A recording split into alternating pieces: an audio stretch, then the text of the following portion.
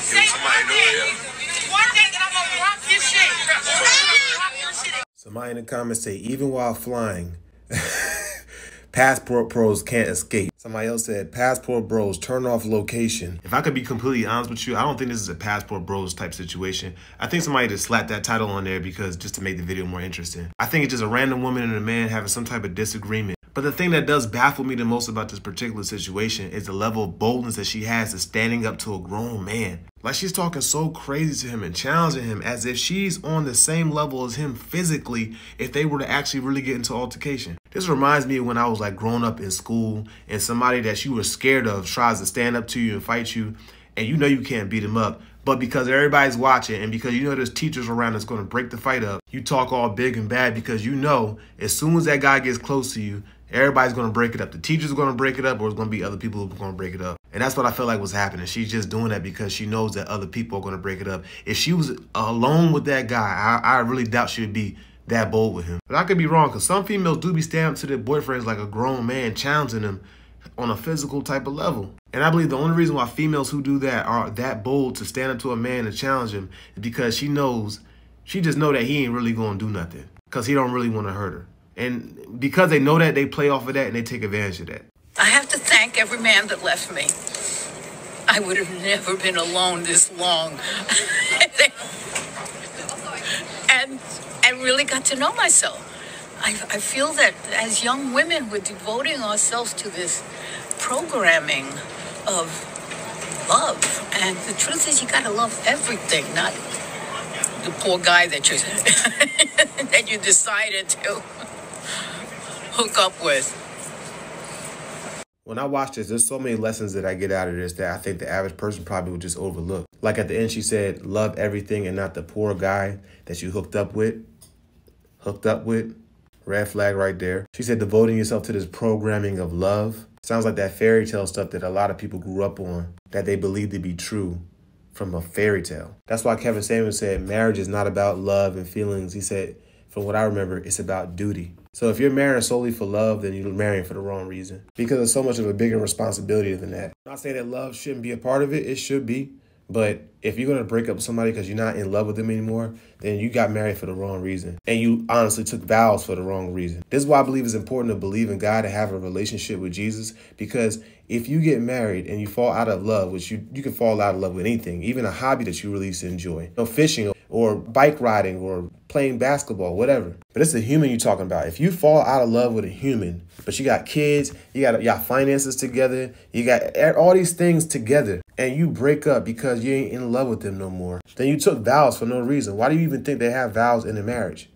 Because they know that people usually fall out of love with each other, and the only thing that's going to keep the marriage going and binding is the words that your promises that y'all made to each other. And if you have a respect for God, you're going to want to hold on to those promises because you made those promises before God, or those statements before God and before people. Men cannot read between the lines. You need to realize that.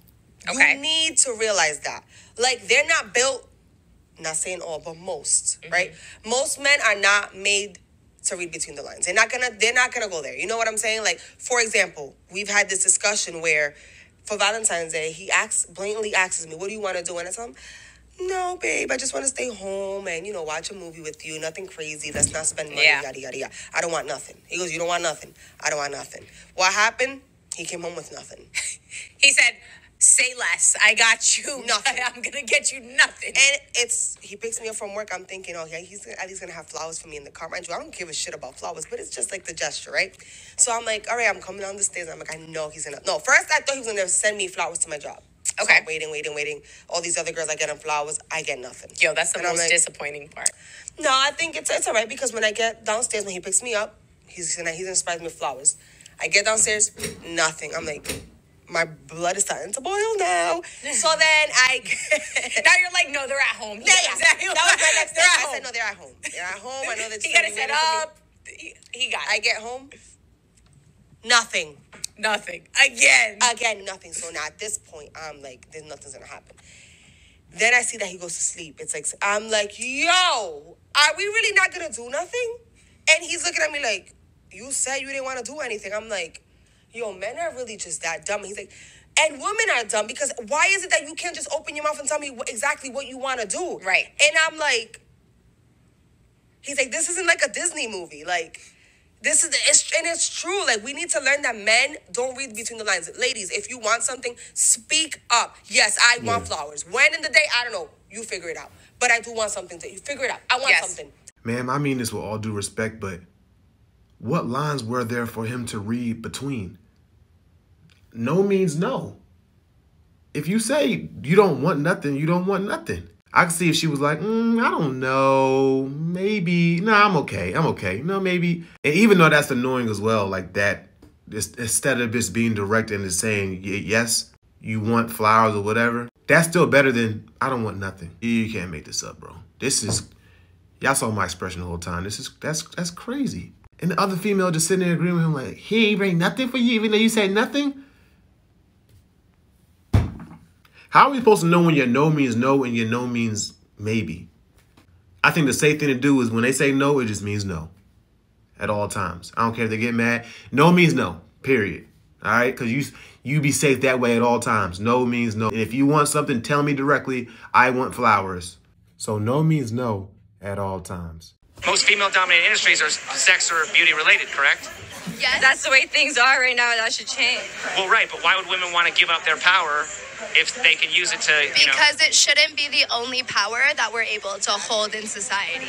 Well, whether it should... When you don't give women a fair chance to gain power, they're going to do whatever it takes. Well, is there anything stopping women from getting power any other way?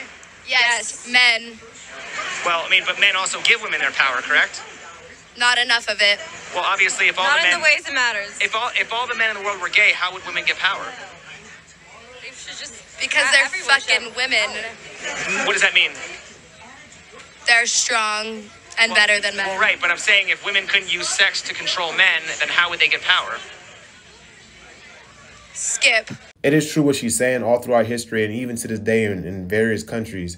Women are not allowed to have certain power and certain privileges because men have been vetoing it, basically. But for women to be complaining that live in the U.S., that's what annoys me or frustrates me because, if anything, they have more leverage than men in most situations. And we talked about it on this channel in so many different ways. These right here are the two most expensive divorces. Why? Because Jeff Bezos' ex-wife got half his money, $38 billion, just from being married to him and then divorced from him. You see the other one, I don't even know about that person. And I didn't even include alimony and things like that. We already know that child support usually goes in the favor of women, mostly every single time. Women even often brag about the privileges that they actually get from just being attractive, the perks that they get from that, which requires no effort at all. Women's life in a lot of areas is a lot better than men, with the exception of the natural things like the cycle that they go through every single month and different natural things like that. I'm glad I don't have to go through that. But on a societal level, women are usually going to get the sympathy and the help that they need. Even if a woman gets homeless or her children get homeless, there's programs for them. It's not really, from what I understand, it's not really many programs for men because the society has this thought that as a man, you should have your stuff together. There's no excuse. Where women, people usually have sympathy for and find ways to want to help. And I attended a women's event the other day, and in order to further the women's empowerment, thinking this was going to be like, it was going to be good, right? Wrong. So the lady who was spearheading this event felt the need to discredit men in order for the furtherance of women. Problem for me. In order for one particular group to be furthered, it doesn't mean you've got to discount or discredit the other one. There are people who actually try to make women that have loving partners feel bad because they receive love and because their partner likes to take care of them. And while there are plenty of us who are able to, make our own money, do our own thing, we still can rely on our spouses. There is nothing wrong with that, ladies. Let me tell you that. And do not ever think for 1 minute that a hurt woman is going to pour into you and uplift you in the right way. What will happen is they will pour and project onto you how they feel or view men as a whole simply because they're bitter. And I always say this, you cannot grow, you cannot learn anything other than how to not be a bitter person from a bitter person. So this woman's means of furthering women, namely black women, was putting down black men, which to me, big no-no, because we don't have one without the other. It's a lot of red pill content and a lot of red pill leaders who do the same exact thing. They must have been hurt by a female or females, and then they make all their content about women ain't this and women ain't that, and it's all just negative. Then you got somebody like me who tries to be a voice of reason, and a lot of guys don't like it, because I'm not going to sit there and say that all women are such and such. There are women like that, and there are women that's not like that. And truth be told, if we actually want to have a conducive society, whether you be a passport bro, you go overseas, we got to learn how to get along with women, and women got to learn how to get along with men. So the male leaders in the red pill arena need to be teaching men on how to be better men without being bitter towards women. They need to teach men on what type of women to avoid, but to be bitter towards all women, that's not productive. Just teach men the type of women to avoid and teach men the type of women to gravitate towards. And there are a certain percentage of men who are even subscribed to me that whenever I say something good about a woman, it's like they either don't like women or it's just weird. It's like, yo, are y'all not even attracted to women? If not, then say that. But don't be trying to act like, don't try to disguise it as, oh, and then keep on pushing the narrative that all women are a certain type of way. If you don't like women, just say you don't like women. And if you're hurt by women, just say that. But don't try to push a narrative to make yourself feel better when it's not true. Then you're not even holding yourself accountable. And I thought the red pill thing was about being accountable, and you know what I'm saying? Lying to yourself may make you feel better, but it won't make you be better, if that makes any sense. It'll make you feel better temporarily, but then over time you realize you're in the same situation. Seek truth. Seek truth. Love y'all. God bless y'all. In Jesus' name, be blessed.